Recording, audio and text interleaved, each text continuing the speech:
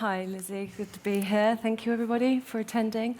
I'll kick off our discussion with the opportunity to reflect with you on the work that you do. You are a fundraiser, charity fundraiser.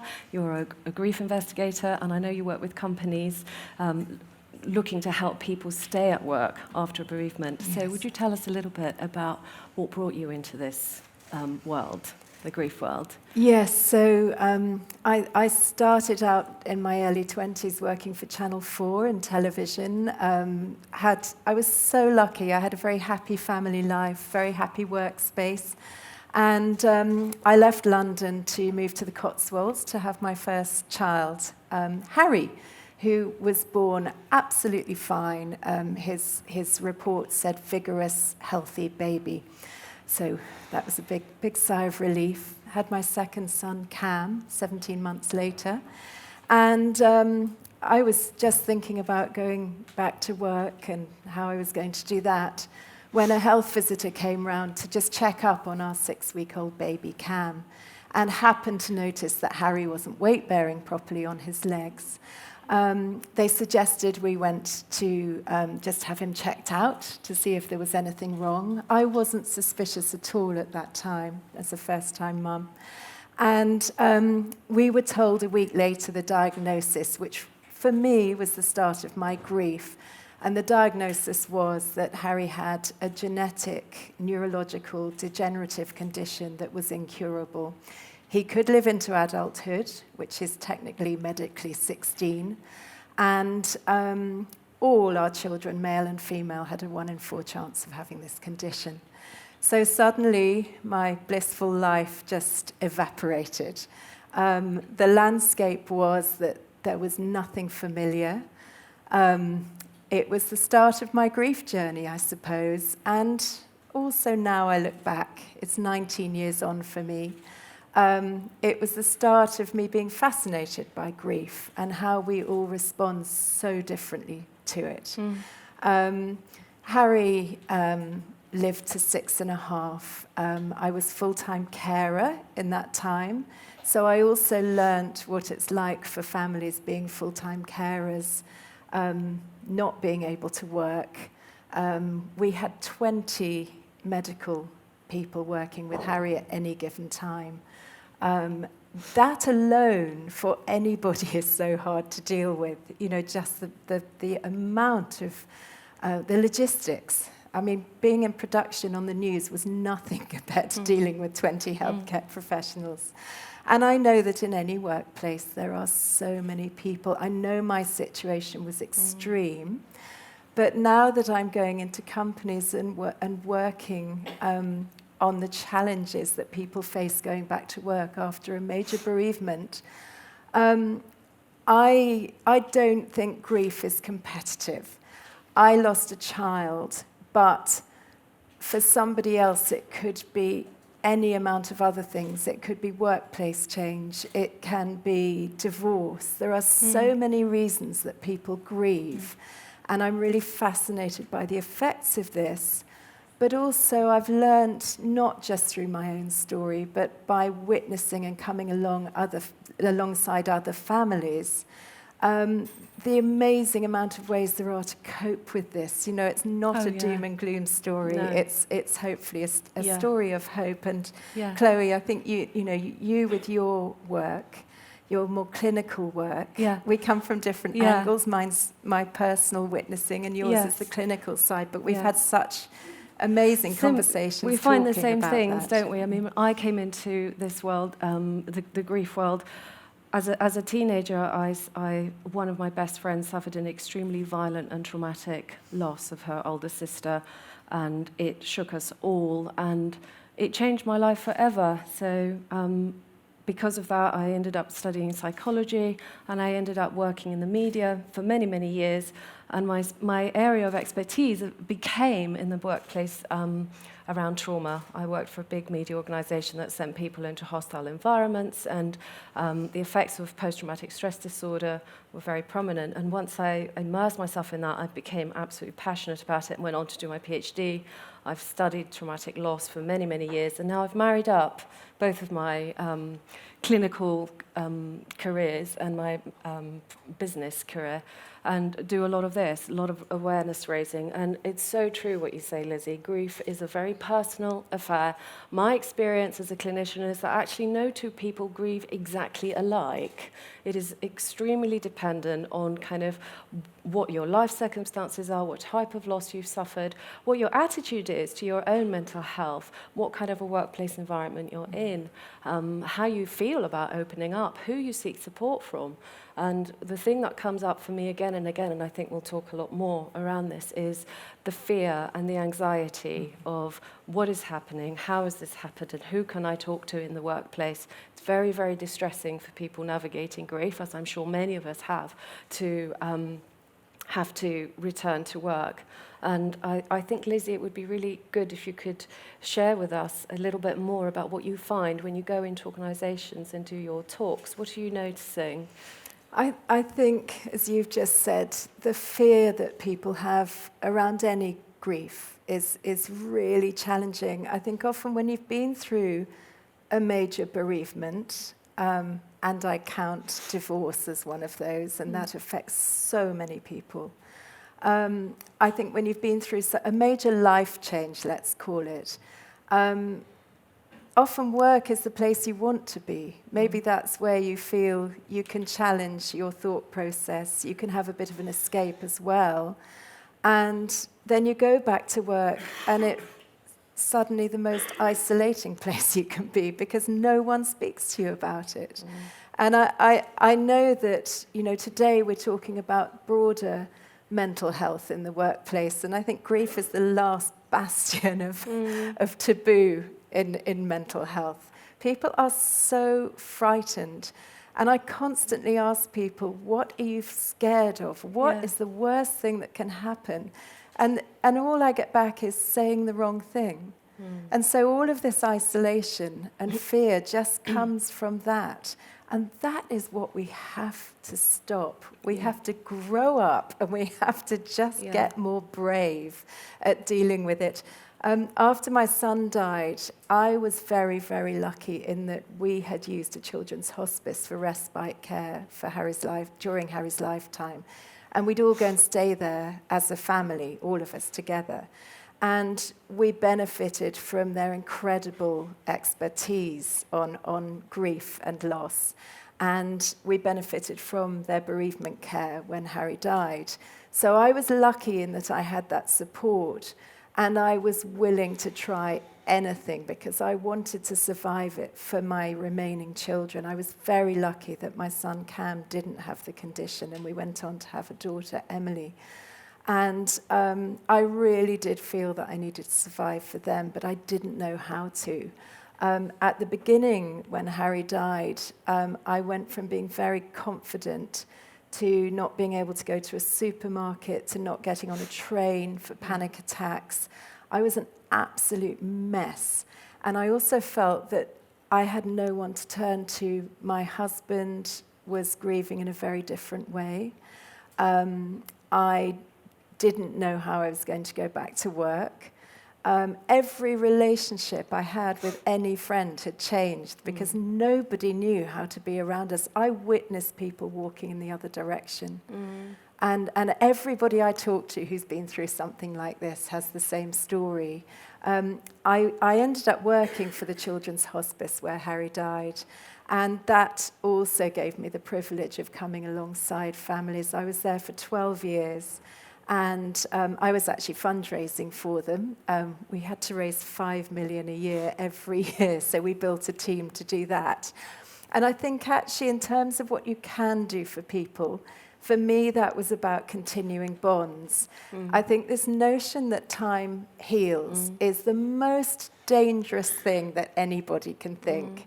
Time does not heal. But you get so much better at dealing with it. And that's what we have to address, is how can we move forward with our grief?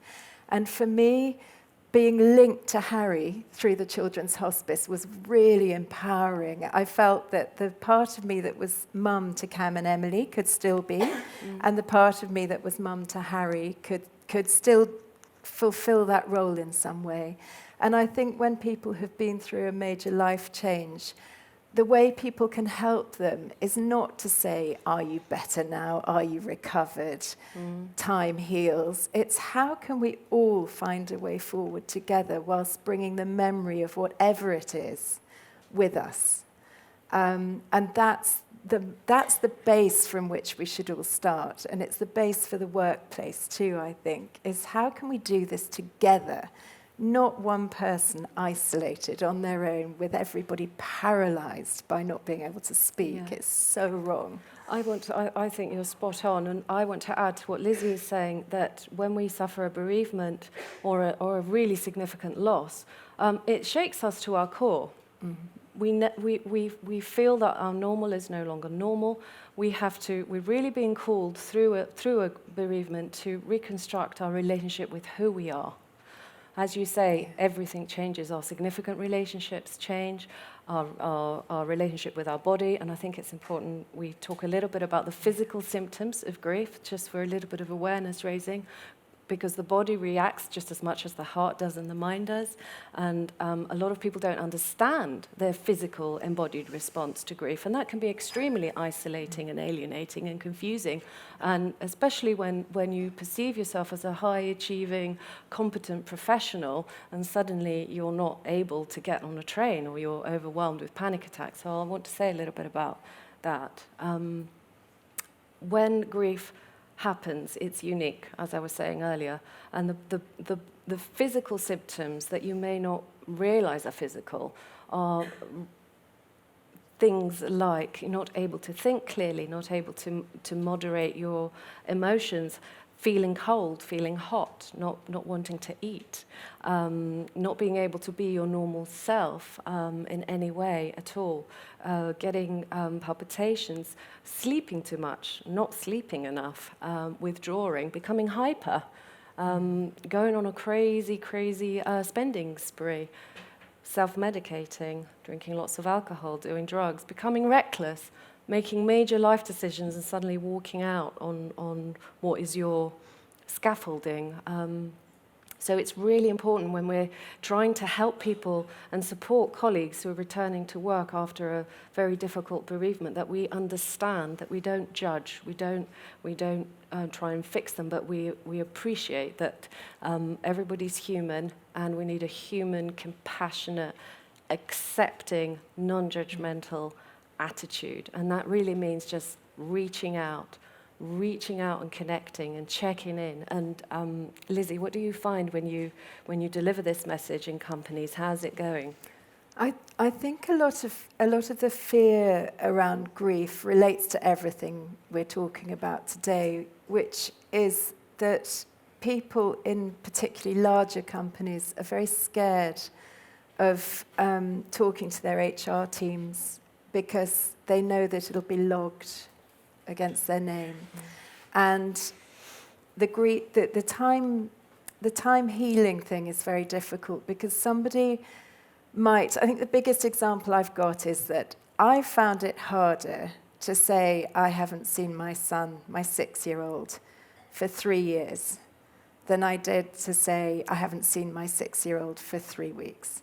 So time does not heal. As time goes on, you know, how unnatural for me is it to sit here today and say, I haven't seen my eldest son for 19 years. It's untenable and impossible. So why do we think that grief heals? So in the workplace, we need to know when we're hiring people what their background is, but we mustn't be scared of it. We need to know when people have had a major bereavement or a major life change, and we just need to be able to support them. And when you know that and you're not scared of it, I firmly believe that when people are well supported, they can have the most incredible survivor's surge of energy, of loyalty, of everything that goes with people being well supported. Now, because I was so well supported by the Children's Hospice and connected with Harry for that 12 years of being there, I also then recognized when I was getting jaded from fundraising and that I needed to sort of not move on, but just go in a different direction. And that was when I left Helen House, the Children's Hospice, and I was able to go and make my first feature film and raise the money for that with an old friend. And it was the most wonderful, wonderful thing, and I feel that I've carried Harry with me throughout the last 20 years.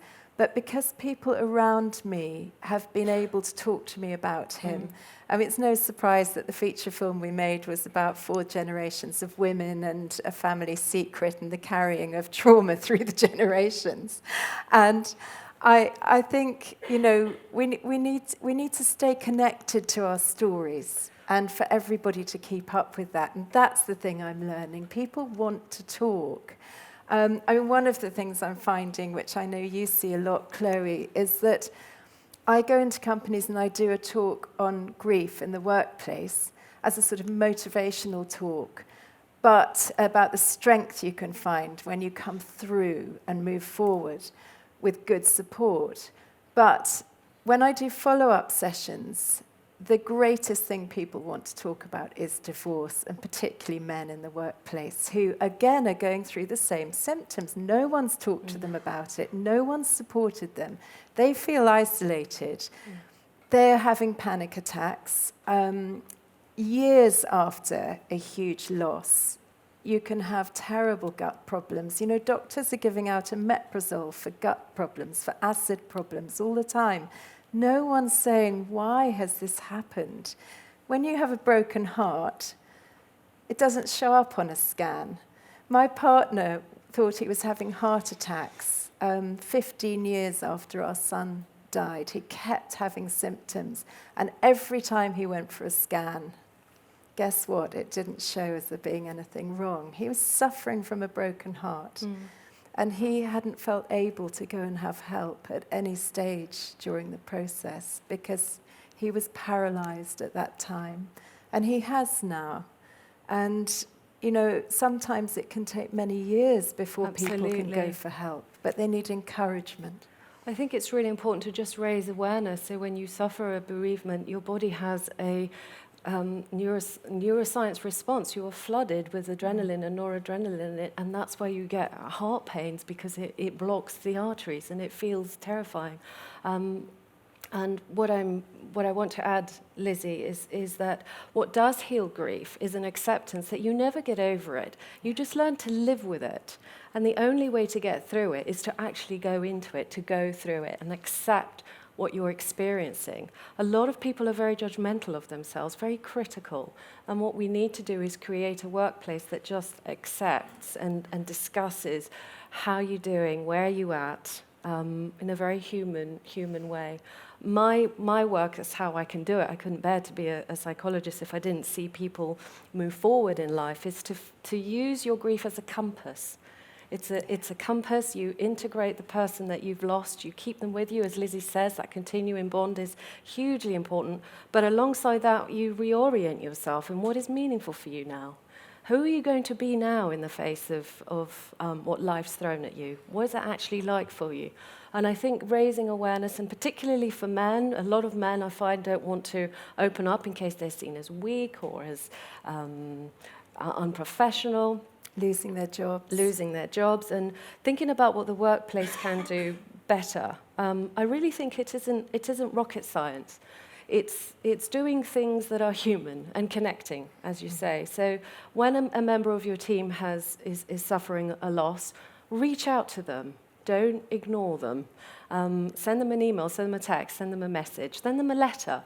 If you're a manager, it might be important that you give them a call and you reassure them, of your bereavement policy.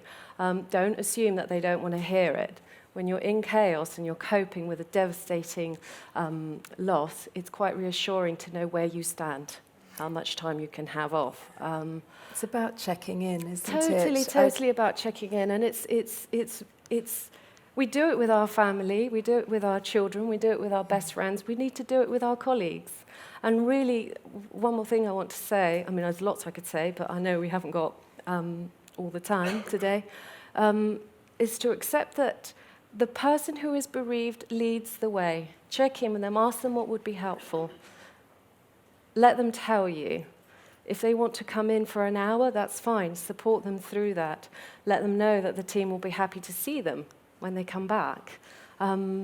Ask them, how would they like the team to engage with them when they're back? Somebody might want to be very quiet and withdrawn and just sort of gently acknowledged, and another person might really appreciate more emotional contact. It is about reaching out and connecting compassionately without trying to fix the person's response.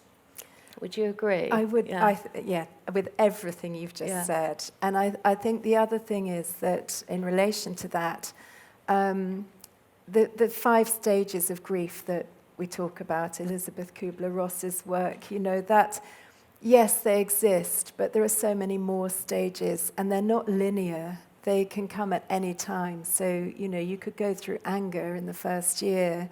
You might be very angry again 10 years later as things crop up. And I think grief isn't competitive, but it is accumulative.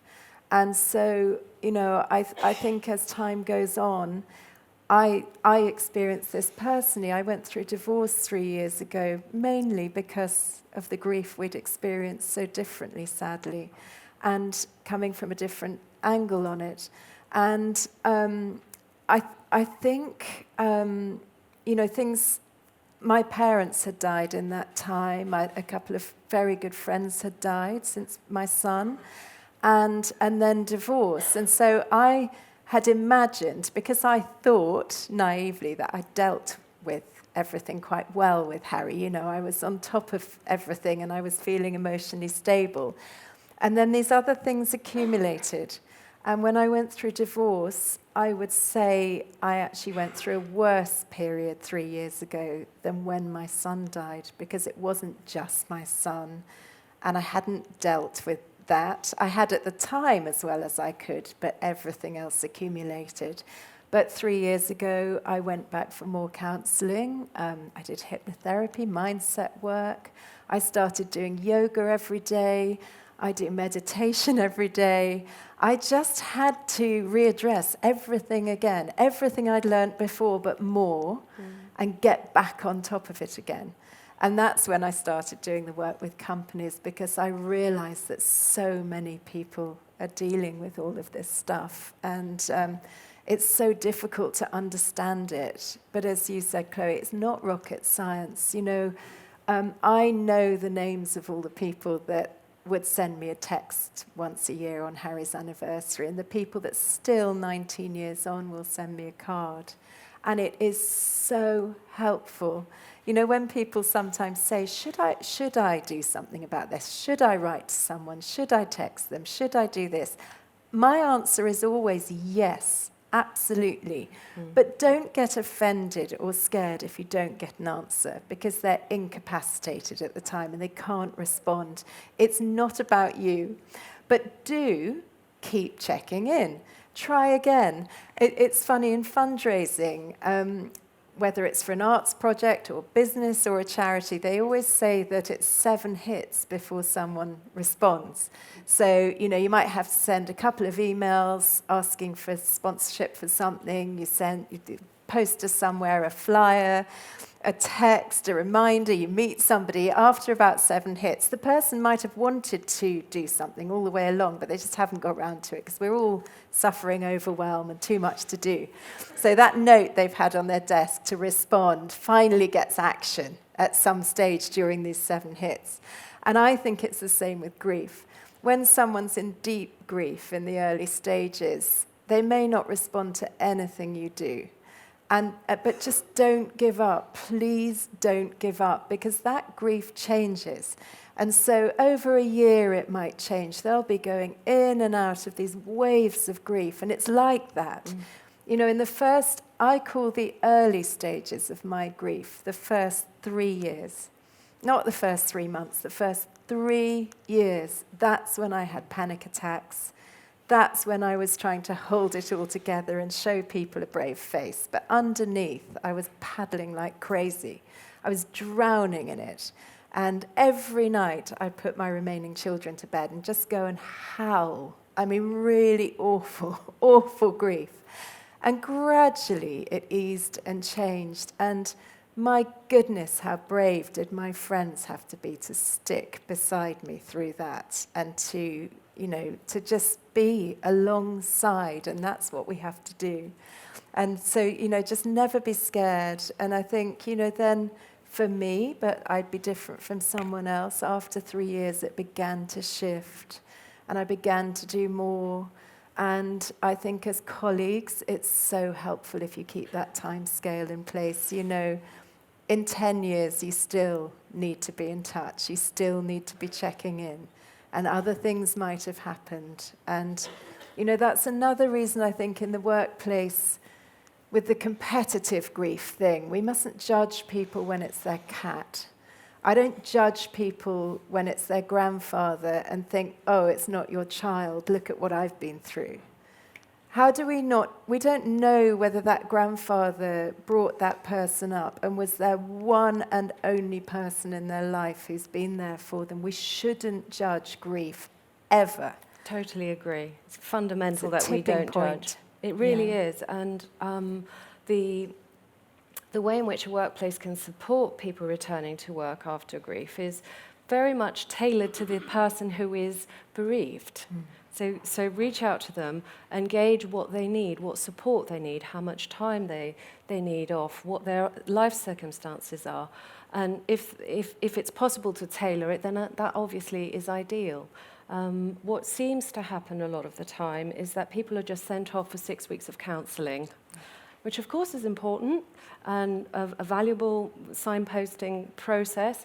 But when you go back to work, it's really, really vital that you don't feel like you're going to be judged. Now, grief, as Lizzie is saying, there's no such thing as the stages of grief. It's not a linear thing. You don't start and end. You just live with it, and you dip in and out. And it's very normal to have quite extreme responses, even years later, because so much depends on how reflective you are, how much you engage with yourself and you check in with yourself, let alone with other people.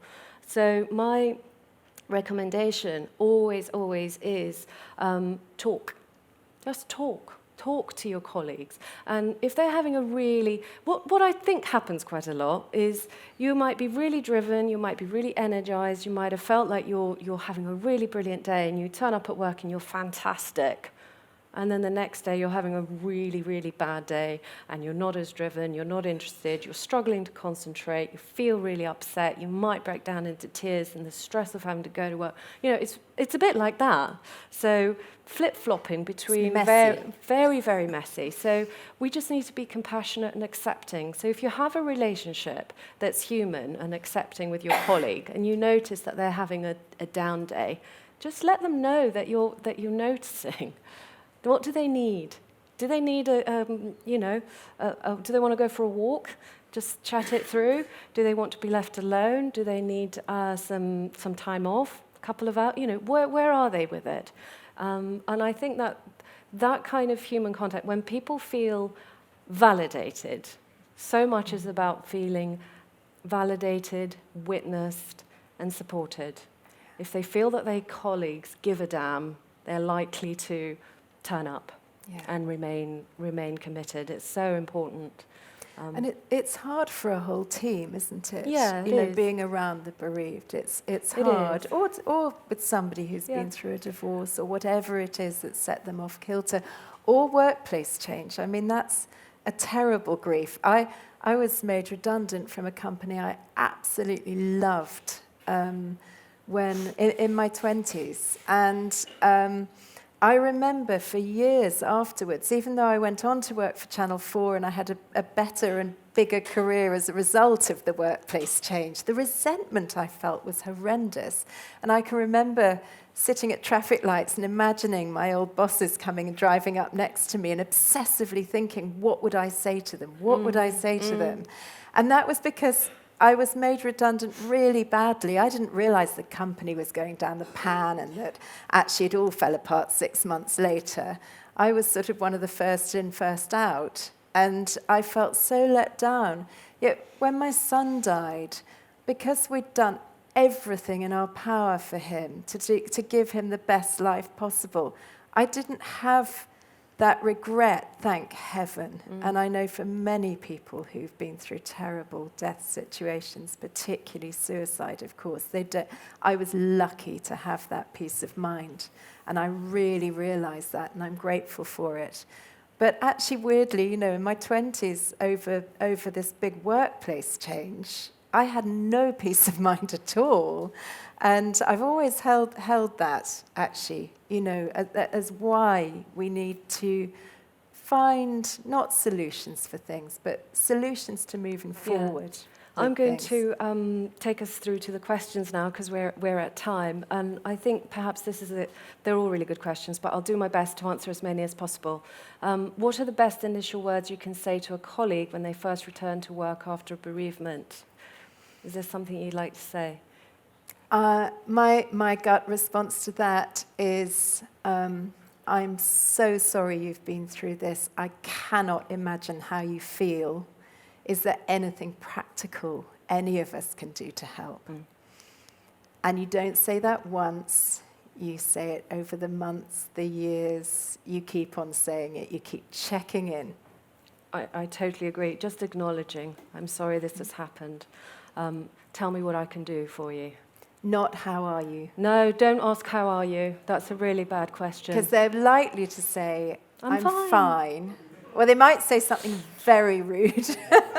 Don't ask that. Or they'll say, I'm fine, and of course they're not fine. And when you think about it, it takes a lot of courage to get back into the workplace environment.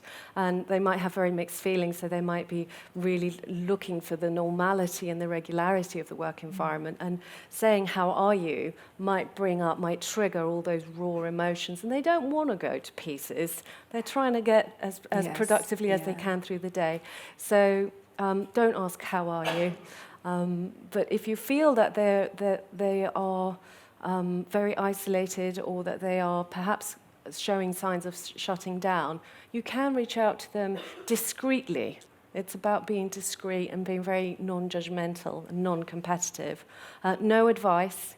Please don't tell them that, when this happened to me, it's not really appropriate. It's not about you, as Lizzie says. Okay. Should we be addressing HR policy in respect of compassionate leave, bereavement leave? Now we understand more. Individuals need individual tailored support. Yes. Yes. I think even more than policy, it's about shifting a whole grief culture of lack of fear. Policy should support culture, of course, so yes, in answer to that.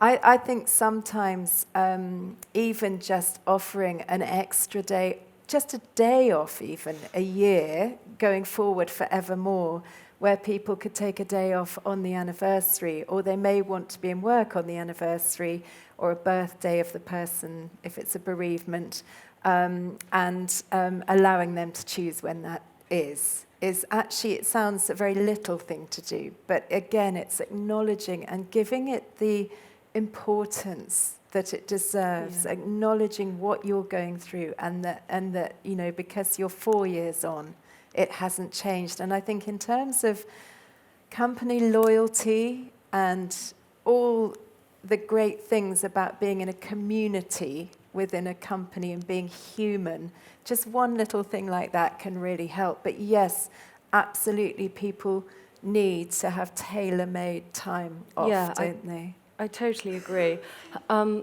We don't have policy on compassionate leave, though. No. So we have maternity leave. So when you have a baby, you can have, in many companies, up to a year off.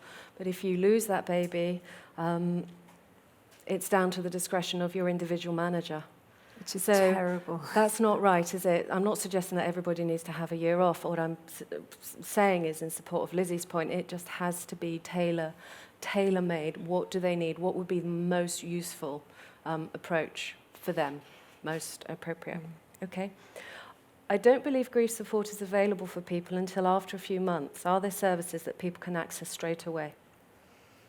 Absolutely. I spoke to one, there are a lot of charities which we always sign people to. And I spoke to one company recently where they have a bereavement fund within the company, so people can access counselling or whatever help they need by applying to the fund for help. So if it's somebody who can't afford to pay for counselling, and although there are a lot of charities like Cruise and Winston's Wish for Child Bereavement UK, lots of charities connected to grief of all sorts, they're very, very good for initial help. But if somebody wants to pay for extra help, I think it's the most incredible thing if a company has a fund which can be applied to for that sort of help. I mean, not just for grief, for all sorts of things. It's just the most brilliant idea. Absolutely, it's really important. And there are many organisations that offer free counselling, like Cruise, Mind. Many times I meet people who end up in one-to-one therapy with me because they haven't addressed their grief, and it's turned into depression, it's turned into an addiction problem, it's turned into perhaps post-traumatic stress disorder. So if you can attend to it as a workplace, just raise awareness of what is a normal grief response. What do we mean?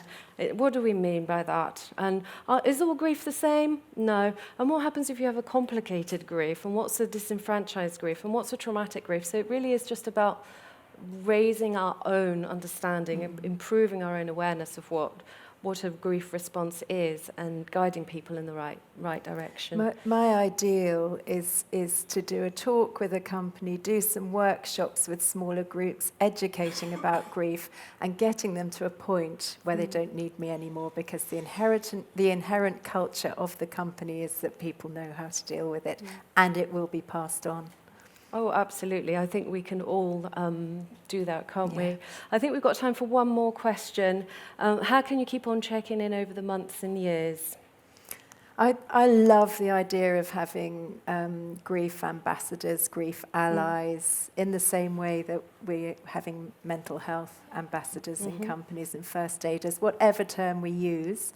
I love the idea of that. And in a team, it could be that there's somebody particularly close to that team member who's just gone through something bad, and they happily will be that communicator. And then when they check in, whether it's in person, on the phone, just sending a note, a text, however it is that suits that person over the years to come, I think then they can maybe communicate to the rest of the team, to HR, with that person's permission. But sometimes it's very hard for the person who's suffering to go to HR for fear of losing their job, having just got back there, or just they're holding on. I work with a charity called the Good Grief Project, and Jane Harris, who founded it, calls us high-performance mask wearers. Oh. And I think we can all identify those wherever we are, and we need to take the masks off, don't we? Yeah, and in support of what you're saying is how we can keep on checking in people is just, if you've got a relationship with your colleagues, with your team members, then it's whatever suits your team. You might want to have a minute's silence. You might want to ask them if they'd like a day off. It really is what you feel as a human being. We're human beings, not human doings, are we? Yeah. So when we go through grief, it knocks us at it. It hits us at our core, what it is to be. So the other thing I think that is really great, and that's from my own experience too, is charity fundraising. If there's a cause connected to whatever it is that's happened, and there usually is some way of doing something, go on. I had a friend who had a brain tumour, and she survived it, but a whole group of our friends got together and did a big walk with her for the Brain Tumour Association. It was just the most wonderful thing. It brought us all together. It educated those of us who didn't know so much about the world of brain tumours. When my son was diagnosed with his terminal condition, two of our best friends got hold of all our other friends, and they fundraised for his first powered wheelchair. And it was great in many ways, because it was hard becoming a charity case and receiving all this giving from other people. It was really hard. So that has to be handled sensitively. But it educated all our friends, and our friends took on responsibility for communicating the information that we could Brilliant. sort of help give. We weren't repeating it. Brilliant. Thank you, Lizzie. It's been really good Thank to talk you. with you. We are at time. Thank you, everybody, for Thanks your for time. coming. Thank you. Thank you.